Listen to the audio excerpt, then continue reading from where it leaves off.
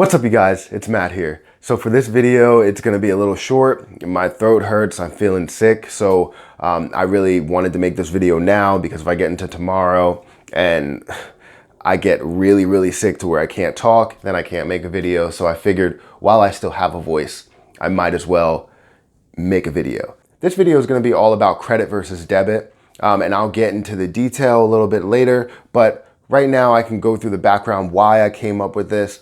I recently had a friend that I bumped into, that I spoke to, and he told me that he only pays for everything in cash, and that kind of bothered me. So I kind of explained to him and said, look, you should be paying everything in credit cards. And he said, I don't know why I would find any benefits out of that, paying in credit card versus a debit card or cash. So I explained to him and he understood.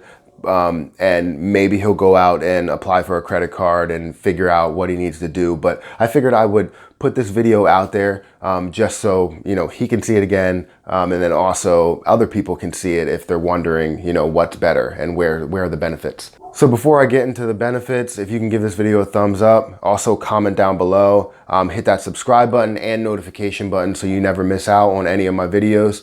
I'm doing a giveaway of 2 Amazon gift cards when I hit my 1,000 subscriber mark, so definitely hit that subscribe button.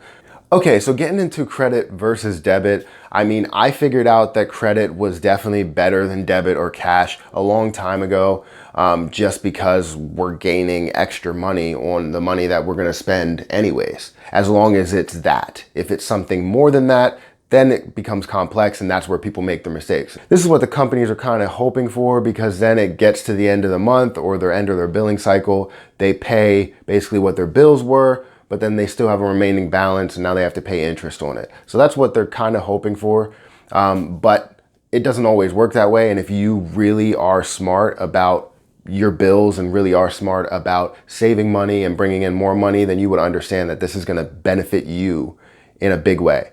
So I found out there are 3 things that are benefits when it comes to credit.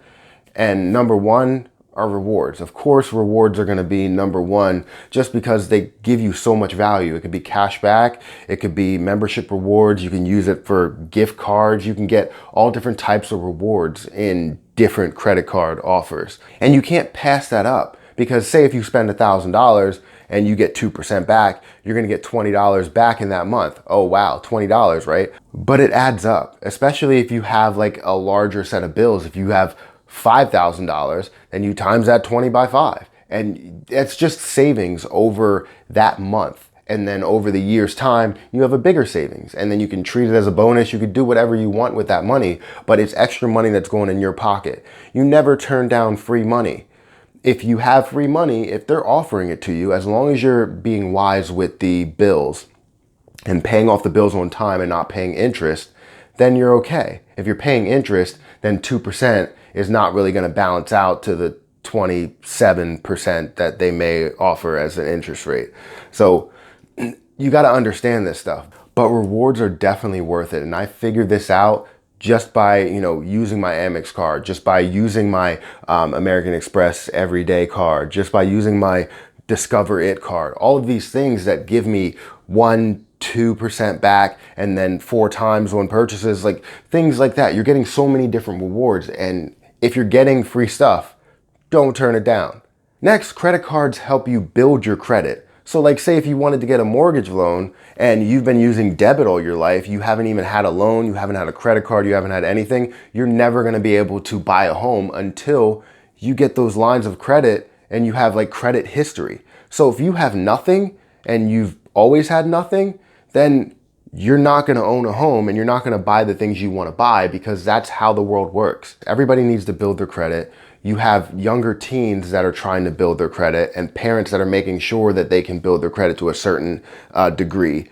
So at younger ages, you're getting a credit card and you're able to pay that off. And then you have a credit history whenever you graduate. You want a car, you want a house, you want anything, you can get that. But if you don't have credit, you're not gonna be able to build to where you want to be, to own a house, to own a car, to own whatever, land if you want. The next thing is something that I found valuable. It's not something that anybody else or any other sites, any other research really talked about, because they kind of go against it.